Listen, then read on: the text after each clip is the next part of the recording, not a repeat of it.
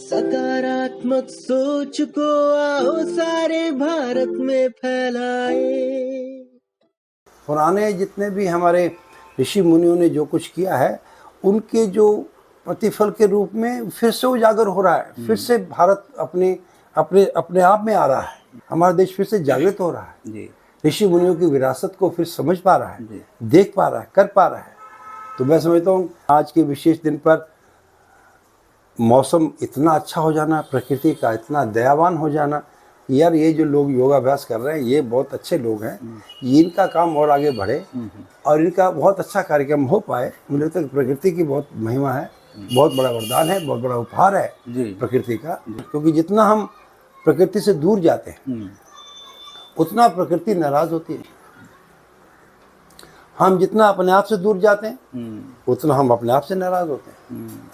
जितना हम प्रकृति से दूर जाते हैं हम अपनी नाराजगी को दिखा रहे हैं।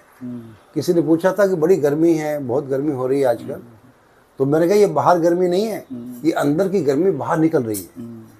सकारात्मक सोच को आओ सारे भारत में फैलाए।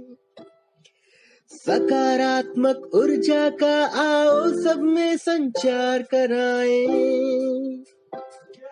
ऐसा ना हो कि हम अपनी जिम्मेदारी भूल न जाएं।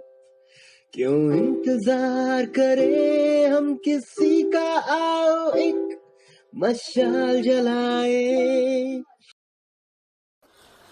जय हिंद। आरजेएस पॉजिटिव मीडिया की टीम जो है इस समय प्रियदर्शनी विहार दिल्ली में है, जहां पर कि विश्व भारती योग संस्थान के संस्थापक निदेशक योगी कवि आचार्य प्रेम भाटिया जी मौजूद हैं और बहुत ही शुभ अवसर है और मौसम भी बहुत ही दिल्ली का खासकर लाजवाब हो गया है। सारे पार्कों में आप देखेंगे तो योगाभ्यास किए जा रहे हैं और मौसम जो है का तकाजा है कि सपोर्ट है, एक तरह से पूरा सहयोग, प्रकृति का भी पूरा सहयोग। 10वें अंतर्राष्ट्रीय योग दिवस को सपोर्ट मिल रहा है। ऐसे मौसम में हम लोग निवास पर हैं योगी कवि आचार्य प्रेम भाटिया जी के, और ये जानना चाहेंगे कि 10 सालों से जिस तरह से भारत ने विश्व में पताका फहराया है, और आप तो 33 साल से विश्व भारती योग संस्थान चला रहे हैं। NIOS के करिकुलम में भी आपका बड़ा योगदान रहा है। और सबसे बड़ी बात आरजेएस फैमिली को बताना चाहेंगे कि आचार्य योगी प्रेम भाटिया जी आरजेएस फैमिली से लगभग 8-9 सालों से जुड़े रहे हैं। हर कार्यक्रम में श्रीमती कमल भाटिया जी के साथ आप मौजूद रहते हैं, तो आपका बहुत बड़ा समर्थन रहा है सकारात्मक भारत, जो कि वैश्विक स्तर पर आज चला गया है। ये जो गर्व महसूस होता है कि आप लोगों ने, जब योग को कम लोग जानते थे, उस वक्त से आप भिड़े हुए थे, पूरा खपा दिया आपने, पूरा अपनी जवानी से लेके आज तक। तो कैसा लग रहा है आज के माहौल में? आज भी आपने योग दिवस पे प्रियदर्शनी विहार क्लब में परफॉर्मेंस करा, योगाभ्यास कराया। जी। कैसा महसूस हो रहा है? लोगों में कितना बदलाव महसूस करते हैं? नमस्कार मित्रों, ये बड़ा सौभाग्य की बात है और मुझे लगता है कि हमारे सपने साकार हो रहे हैं। हम जैसा सोचते थे, है ना, कि योग पूरे विश्व में फैले, सभी योगाभ्यास से जुड़ें, सभी अपने आप को तंदुरुस्त करें, स्वस्थ रहें, सबका मंगल हो पाए, तो योग सबसे ज़्यादा, मुझे लगता है सबसे बेहतरीन और सबसे ज़्यादा कारगर चीज़ है। अब हुआ क्या कि मुझे ऐसा क्या लगता है और क्यों मैं जुड़ पाया, ये नितांत एक महत्वपूर्ण प्रश्न है।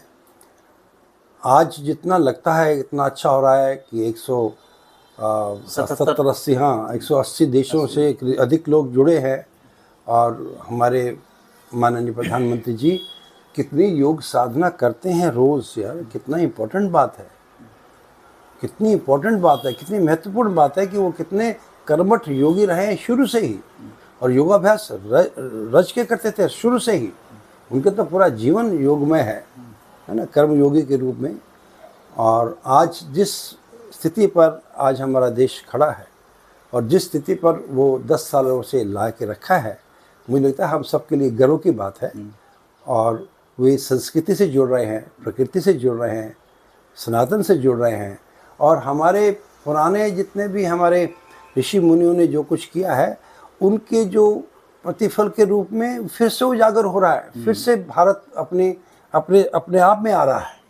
जैसे कोई आदमी मूर्छित हो जाता है ना, उसको पता नहीं कि मैं कहाँ पढ़ा हूँ, कैसा पढ़ा हूँ। तो मुझे लगता है कि हमारा देश मूर्छित अवस्था में रहा है काफ़ी समय तक। अब आके लगता है नहीं, हमारा देश फिर से जागृत हो रहा है जी। ऋषि मुनियों की विरासत को फिर समझ पा रहा है, जी। देख पा रहा है, कर पा रहा है। तो मैं समझता हूँ आज के विशेष दिन पर मौसम इतना अच्छा हो जाना, प्रकृति का इतना दयावान हो जाना, यार ये जो लोग योगाभ्यास कर रहे हैं ये बहुत अच्छे लोग हैं, ये इनका काम और आगे बढ़े और इनका बहुत अच्छा कार्यक्रम हो पाए। मुझे लगता है कि प्रकृति की बहुत महिमा है, बहुत बड़ा वरदान है, बहुत बड़ा उपहार है जी। प्रकृति का। क्योंकि जितना हम प्रकृति से दूर जाते हैं उतना प्रकृति नाराज होती है। हम जितना अपने आप से दूर जाते हैं उतना हम अपने आप से नाराज होते हैं। जितना हम प्रकृति से दूर जाते हैं हम अपनी नाराजगी को दिखा रहे हैं। किसी ने पूछा था कि बड़ी गर्मी है, बहुत गर्मी हो रही है आजकल, तो मैंने कहा ये बाहर गर्मी नहीं है, ये अंदर की गर्मी बाहर निकल रही है। यानी कि हमारी नासमझियों के कारण से जो पर्यावरण में अंतर आ रहा है, जो इतनी गर्मी आ रही है, इतना जो बम फट रहे हैं और इतनी सारी झंझट हो रहे हैं, ये आदमी की नासमझियाँ ही है ना। उसी की नासमझियों को सब झेल रहे हैं और हमें झेलना ही पड़ेगा। We can't do anything, you know. ये एक प्रकृति की पूरी व्यवस्था है, उसमें आप अकेले भी नासमझी करते हैं तो उसका फल हमें सबको भुगतना पड़ता है। तो ये खरा कुल मिलाकर के इतना है। पर अभी लोग सजग हो रहे हैं।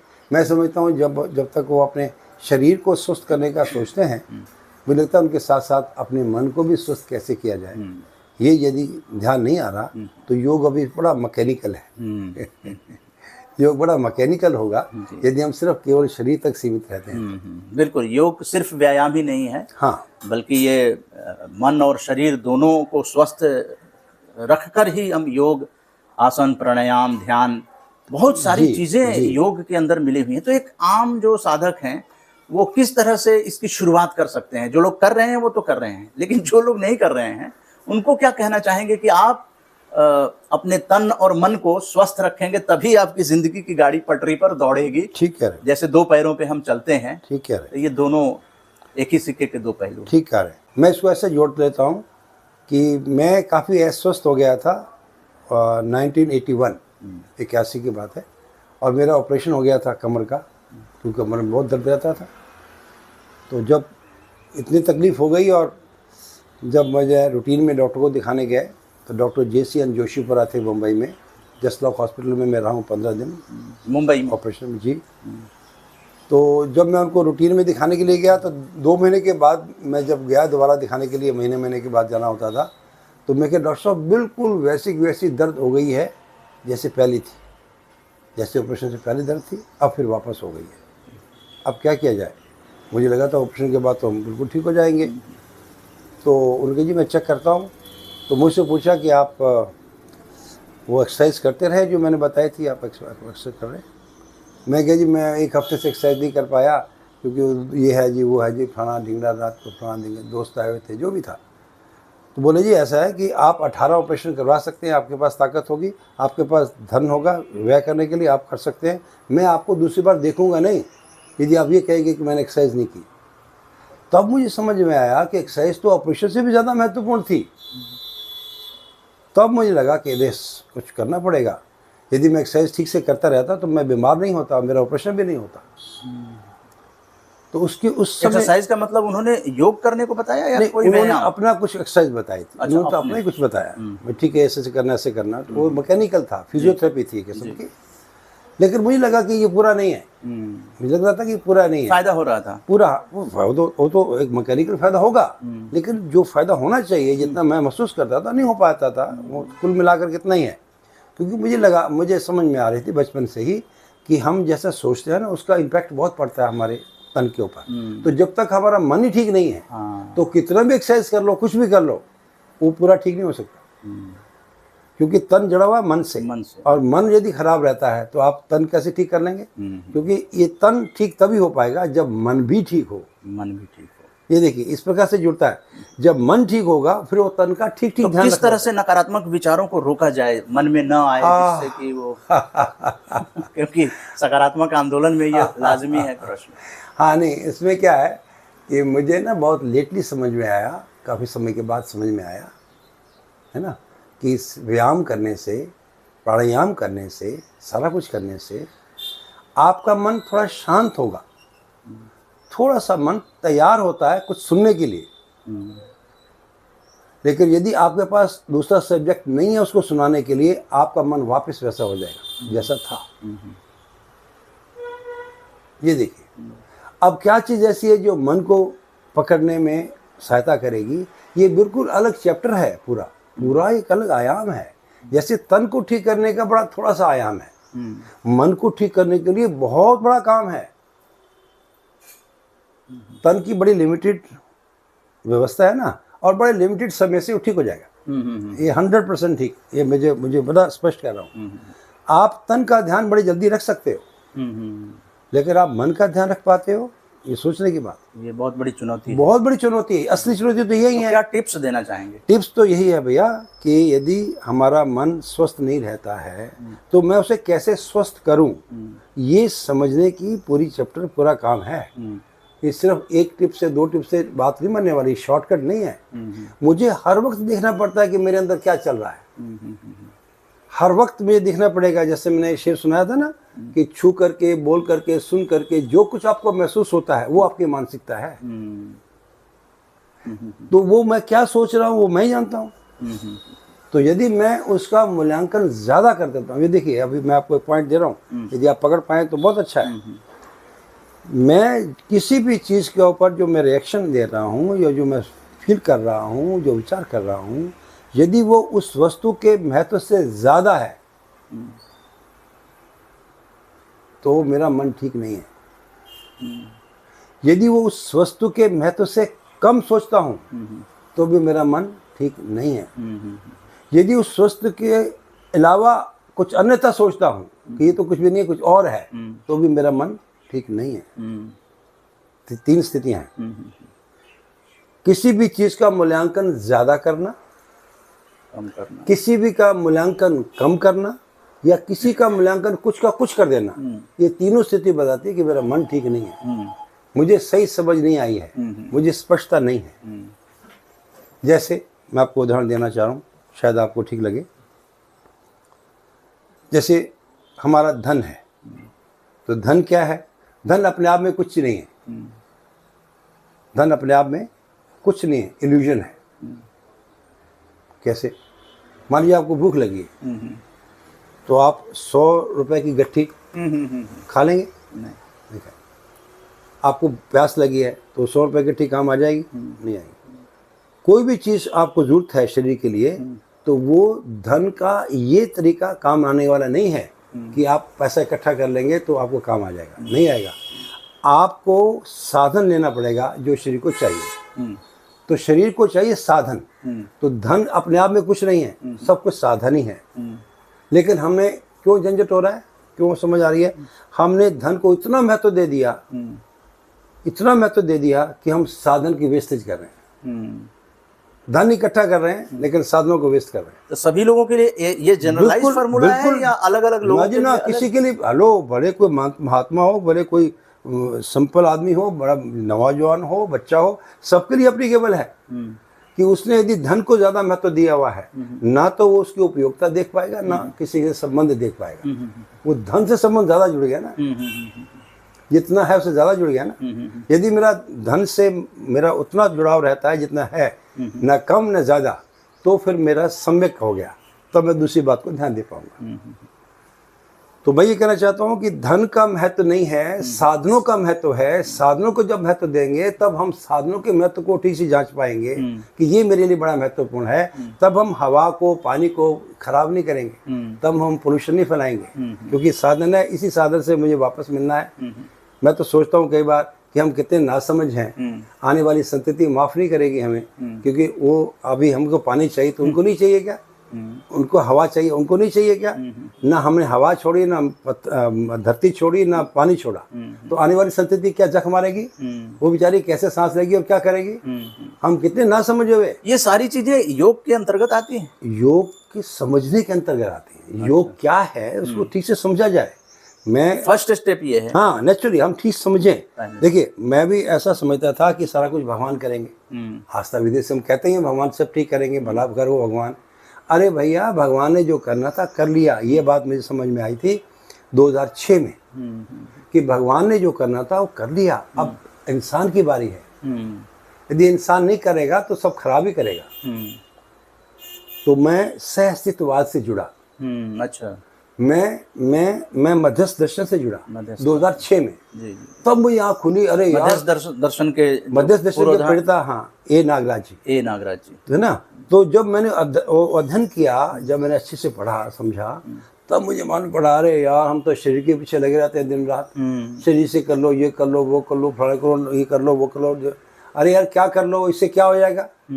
इससे शरीर ही पुष्ट होगा, शरीर ठीक होगा। शरीर के लिए है, मन के लिए नहीं है। मन के लिए है तो इतने ही है कि मन थोड़ा शांत होता है, मन थोड़ा सेटल होता है, मन सुनने की तैयार होता है। भैया बताओ क्या करना है।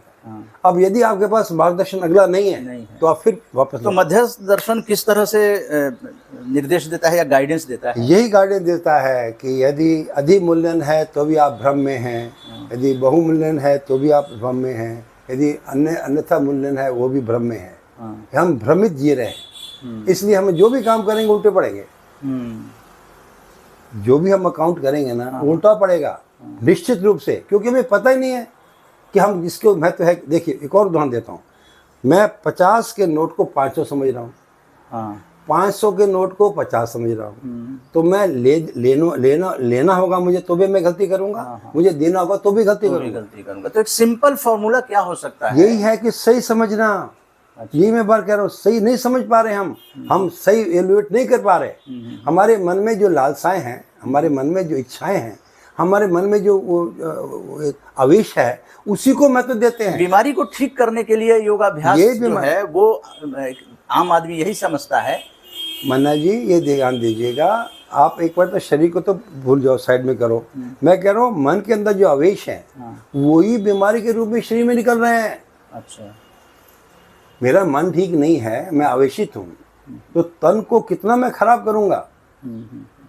मैं तन को खराब कर रहा हूँ ना। पहले मन को ठीक किया जाए या तन को? पहले मन को काम किया जाए, मन को ठीक किया जाए। हाँ, ये भी बात जरूरी है कि यदि मन अभी पकड़ में नहीं आता तो कम से कम हल्के से शुरू किया जाए। तन से शुरू कर दो, तन से शुरू कर दो, क्या बुरा है? धीरे धीरे मन की तरफ जाओ। ये मैं कहना चाहता हूँ, योग का मतलब है तन से शुरू कर लो भले ही, लेकिन जाओ मन की तरफ, खाली शरीर तक न रह जाओ। मन ही कंट्रोल करता है। मन कंट्रोल करता है शरीर को। भाई, आपने जो कुछ भी करना है आपके मन में आता ना पहले, उसको आप उसको कार्यान्वित करते हैं। मन में आया तभी हम लोग की ये वार्तालाप हो रही है। बिल्कुल बिल्कुल। एक शेर देखिए, हमारी क्या स्थिति है, आवेशित गति में हम रहते हैं तो हमारी क्या स्थिति है। मैंने शेर लिखा था, जो भी मन में आ गया करना ही है। जो भी मन में आ गया करना ही है। जो भी मन में आ गया करना ही है, बेशर्म होकर या होकर बेरहम। अच्छा। हमें बेशर्म होना पड़ता है तो भी हम बेशर्म हो जाते हैं, हमें बेरहम होना पड़ता है तो भी बेरहम हो जाते हैं। क्यों? जो मन में आए वो करें, वो करना ही पड़ेगा। इसका मतलब यह है कि मन के अंदर आने से पहले, मन के उसको मजबूती लेने से पहले हमें जागृत होना पड़ेगा, सोचना पड़ेगा अच्छा और बुरा, ये करना योग्य है कि नहीं। हाँ, विवेक से काम लेना ये है। और आचार्य प्रेम भाटिया जी लगातार हम लोगों को मार्गदर्शन देते रहते हैं कि जिसका मन ठीक होगा वही दूसरे का मन भी ठीक कर सकता है। नेचुरली कितनी बड़ी बात है ये। बुझा हुआ दीपक किसी बुझे दीपक को कैसे जलाएगा यार? वाह। जला हुआ दीपक ही तो दूसरे बुझे हुए दीपक को जला सकता है। जिसका अपना मन ठीक नहीं, दूसरे मन को क्या करेगा? उसको भी आवेशित करेगा। कैसे रोका जाए? मतलब जो कलुषित विचार आते हैं, किसी को डिच करने का विचार आता है, खुद आगे बढ़ने का विचार आता है, इसको कैसे मतलब एक रोकने का क्या उपाय हो सकता है? देखिए, सही समझना ही रोकना है। सही समझना, 50 रुपए को 50 रुपए ही समझना। हाँ, ये मैं कहना चाह रहा हूँ।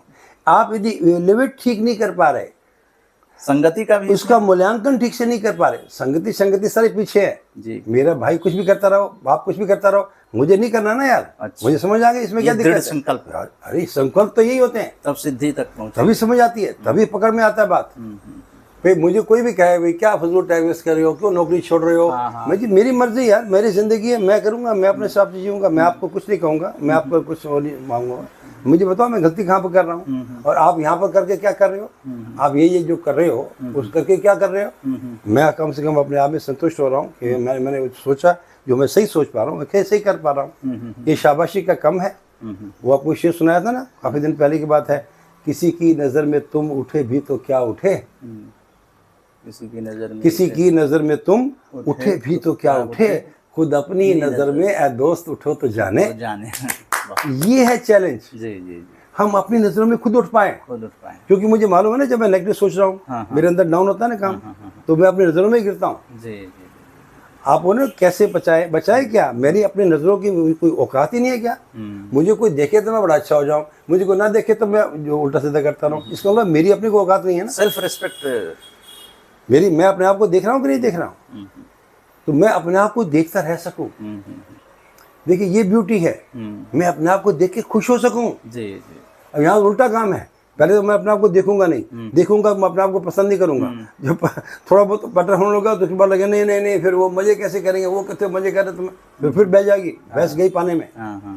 तो आचार्य प्रेम भाटिया जी, 10वें अंतर्राष्ट्रीय योग दिवस पर आपकी देश के लोगों को, आरजेसियंस को खासकर क्या संदेश देना चाहेंगे? बस जी जो संदेश मैंने आपको दिया है, नहीं कुछ ऐसा मैं सबको ही देना चाहता हूँ कि कितने समय देना चाहिए अपने तन और मन को। आपको अपने लिए समय नहीं है तो कहता है मैं बहुत बिजी हूँ, मुझे बहुत काम है, इसका मतलब है वो नकार आदमी है।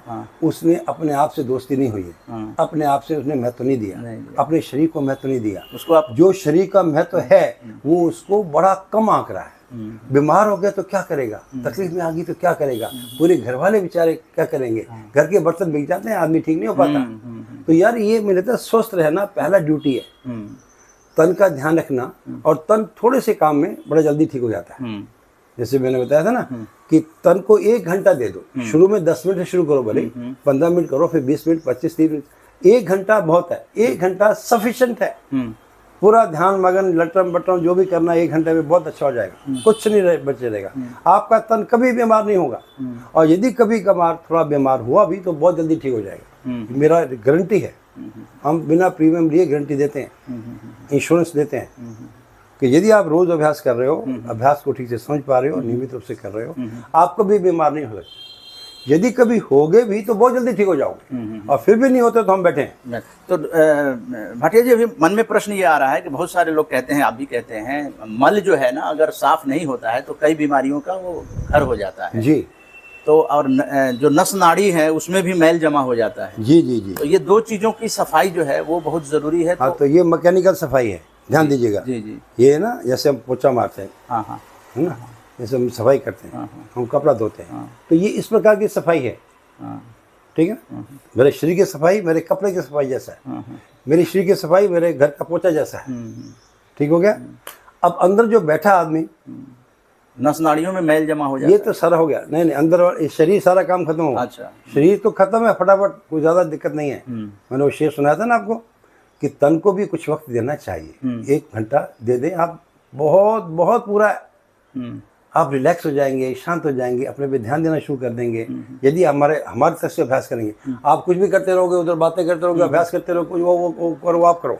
हमारे जो अभ्यास करने का ढंग है वो आपको निश्चित रूप से आप पर ध्यान देने के लिए प्रेरणा करता रहता है। क्रियाओं पे ध्यान देना, आज आपने देखा ना कि क्रियाओं पे ध्यान देना है बार बार, कि मेरा जो कर रहा हूँ वो मैं क्षमता अनुसार कर रहा हूँ कि नहीं कर रहा हूँ। दूसरा, जब मैंने वो कर लिया है तब मैं रिलैक्स होता हूँ, देखता हूँ इसका क्या प्रभाव पड़ रहा है। तो ध्यान देने से करना है, ध्यान देकर ही करना है। यदि आपका ध्यान इधर उधर जाता है तो मीन्स आप मैकेनिकली कर रहे हो, टेक्निकली कर रहे हो, कुछ व्यायाम कर रहे हो, योग तो नहीं कर रहे हो। तो जब हमारा शरीर की क्रिया भी हो रही हो, प्राण शक्ति भी साथ काम करे और ध्यान शक्ति भी साथ में करे, ये 3 मन काम कर रहा है, तो आप योग की तरफ जा रहे हैं। तो आचार्य जी, ये अमूमन ऐसा कहा जाता है कि जो योगाभ्यास है वो किसी प्रशिक्षक के अंतर्गत ही करना चाहिए, अपने से कुछ ऐसे योगाभ्यास और खास करके कठिन योगाभ्यास नहीं करना चाहिए, नहीं तो उसका उल्टा असर पड़ जाता है। तो आपकी इसमें क्या राय है? इसीलिए हमने 10 वर्ष लगाए, क्योंकि मैं जब योग के लिए इधर उधर जाना शुरू किया कि थोड़ा सा अभ्यास शुरू करें, देखें क्या चल रहा है, कैसे चल रहा है, तो मुझे पसंद नहीं आया। वो जो सुपरवाइजर थे जो सिखाते थे, उनका मुंह किधर है, आप किधर है, कुछ किधर देख रहे हैं, उधर से इंस्ट्रक्शन भी दे रहे हैं, और वो कोई भी कर रहा है, कैसे भी कर रहा है, कोई उनका मतलब नहीं था, क्योंकि उनको खुद ही पता नहीं था। मैं कहा यार ये तो योग नहीं है, ये तो मुझे प्रशिक्षण आपने खुद डेवलप किया कुछ? 10 साल लगाए हमने ये डेवलप करते हुए कि क्या करना चाहिए, कैसे करना चाहिए। अच्छा। ये हमारा सौभाग्य रहा कि हमें ये बात पकड़ में आ गई कि कैसा, क्यों और कैसे करना चाहिए, ये योगाभ्यास की बात पकड़ में आई। उससे हम जब शुरू किया तो सबसे पहले एक डॉक्टर थे वहाँ पर, खंडाला की बात है, लोनावाला की बात है, वो सर्जन थे, बड़े नोबल सोल, बहुत ही शानदार आदमी, डॉक्टर A.V. रानडे। उनकी कमर झुक गई थी ऑपरेशन कर करके। अच्छा। खुद सर्जन थे, कमर झुक गई, दर्द इतनी थी। कहना जी आपसे योगा सीखना है, तो मैंने कल भी बात की है। मैं कहा डॉक्टर साहब आज 33 वर्ष हमारे संस्थान को हो गए, तो मैं आपसे शुभकामना धन्यवाद करना चाहता हूँ। आपने सबसे पहले व्यक्ति वो थे जिन्होंने अभ्यास किया था। तो उन्होंने इतने प्यार से, इतनी इज्जत से, इतने सम्मानपूर्वक योगाभ्यास सीखा 1 महीना। उसके बाद बिल्कुल सीधे हो गए। फिर बोले जब मैं फिर वापस से अभ्यास करूँगा, अब वापस से ऑपरेशन करना शुरू कर दूँगा, मेरी तबीयत बिल्कुल ठीक हो गई है। अब सोचिए एक आदमी को ठीक से समझने से कितना अंतर हो गया। उन्होंने पता नहीं कितने लोगों को प्रेरणा दी कि आप भाटिया जी के यहाँ पर जाइए, आप अभ्यास कीजिए, ठीक हो जाएंगे। और हजारों लाखों लोगों धीरे धीरे जुड़ते गए। मैं समझता हूँ कि उनका बहुत धन्यवाद था कि उन्होंने उत्साह दिया, दिखाया कि आपका अभ्यास ठीक हो गया, बहुत अच्छा हो गया। तो वो मैं उन दिनों में वर्कआउट कर रहा था कि क्या क्रिया कैसे होनी चाहिए, क्या सिस्टम, ये सारा जो क्रियाओं के सिस्टम है वो हमने डेवलप किया, हमने देखा उसको। और जो सबसे ज़्यादा इफेक्टिव लगा हुआ, मैं बता रहा हूँ 10 साल का बच्चा आराम से कर सकता है, और हमारी माता जी ने 99 ईयर्स तक करके दिखाया है। आप सोचिए कितना अंतर हो गया। तो कितने सारे पेशेंट कितनी तकलीफों में आते रहे, सारे इस अभ्यास से उनकी तकलीफ ठीक होती। तो तन का तो बड़ा आराम से काम हो जाएगा। तो मैं शाम को शेर सुना रहा था कि तन को भी कुछ वक्त देना चाहिए, तन को भी कुछ वक्त देना चाहिए, मन को तो हर वक्त देना चाहिए। पता नहीं कहाँ पर गलत वो ले लेगा, कहाँ पर गलत सोच लेगा, कहाँ पर उसकी गलती लग जाएगी, उसको अकल नहीं ज़्यादा। तो मन से जो ऊपर की फैकल्टीज है ना, वो काम करती है, वो मन को समझा सकती है। हम ही समझाएंगे हमारे अंदर फैकल्टीज हैं, लेकिन वो फैकल्टी जागृत होनी चाहिए ना। नहीं जागृत होगी तो फिर वैसे बैठे जाएगा। जी हाँ। तो मध्यस्थ दर्शन में एक सूत्र है कि गलती का पता होते हुए भी सही का पता न होने से गलती बार बार होने लगती है। ये देखो आप जो कहते हैं कैसे रोका जाए, ये है सूत्र। क्या सूत्र है? गलती का पता होते हुए भी सही का पता न होने से गलती बार बार होती रहती है। तो इसलिए हमारे जितने भी लोग देख रहे हैं, ये महत्वपूर्ण बातचीत जो है वो सभी लोगों के लिए फायदेमंद है, खास करके नई पीढ़ी के लिए। बिल्कुल, क्योंकि बचपन में अगर नींव मजबूत हो जाएगी, यानी तन और मन मजबूत हो जाएगा, तो पूरा भारत भी समृद्धशाली हो जाएगा। और विश्व भारती योग संस्थान, मैं चाहूंगा पॉजिटिव मीडिया टेक्निकल टीम जो है वो यहाँ पे टेलीफोन नंबर भी लिखा हुआ है, प्रदर्शनी विहार दिल्ली। और यहाँ पे योग कक्षाएं भी लगती हैं। आचार्य प्रेम भाटिया जी की कक्षाओं में वो योग सीख सकते हैं। करें योग, रहें निरोग। 95821 99331 88 93022। तो आप फोन करके भी मार्गदर्शन ले सकते हैं। 33 सालों से विश्व भारती योग संस्थान की पताका जो है वो प्रियदर्शनी बिहार से पूरे विश्व में फैलाई जा रही है। और आरजेएस के लगभग वेबिनार में जब भी योग की बात होती है तो आचार्य प्रेम भाटिया जी या मध्यस्थ दर्शन की बात होती है तो आप बहुत अच्छा मार्गदर्शन दे रहे हैं। आज 10वें अंतर्राष्ट्रीय योग दिवस पर ये बातचीत जो है निश्चित रूप से हमारे देश विदेश के जो भी आरजेसियंस हैं उन लोगों को प्रेरणा देगी। और वो अगर योग नहीं करते हैं तो मुझे लगता है कि इस बातचीत से वो अपने तन को ही नहीं, योग को केवल तन से न जोड़ें बल्कि मन से भी जोड़ें। और मन अगर सकारात्मक है, मन अगर अच्छा है तो फिर सही चीज़ों की पकड़ भी होगी और चेहरे पे मुस्कान भी होगी, जो हमारे सभी देवी देवताओं के चेहरे पे रहती है। बढ़िया बढ़िया। तो हर इंसान जो है मानव से महामानव बनने की तैयारी। बढ़िया बढ़िया बढ़िया। बहुत बहुत धन्यवाद आपका भी, आचार्य प्रेम भाटिया जी। आप इतने दूर से नजफगढ़ से इतने चल के सुबह सुबह पहुंच गए। जी जी, मैं हैरान हुआ। मैं क्या वाह मन्ना जी। और हर साल हम लोग योग, आपके यहाँ तो बैठक भी हुई जिसमें प्रियदर्शनी क्लब में हम लोग आए थे, पूरी टीम आई थी। जी जी। और आज का भी योगाभ्यास का जो भी कार्यक्रम हुआ और मन को ठीक करने पर जिस तरह से जोर दिया गया, ये संदेश जो भी योग के साधक हैं, क्योंकि सही उपाय और सही तो तभी सिद्धि जो है प्राप्त होगी। तो संकल्प कीजिए योग से जुड़ने का, करने का। जय हिंद, जय भारत। जय भारत। धन्यवाद, धन्यवाद। सकारात्मकता के उदय का चलिए हम उद्घोष कराएं। RJS जय हिंद के नारों से अपना देश जगाएं। RJS वंदे मातरम से सारी सरकार जगाए।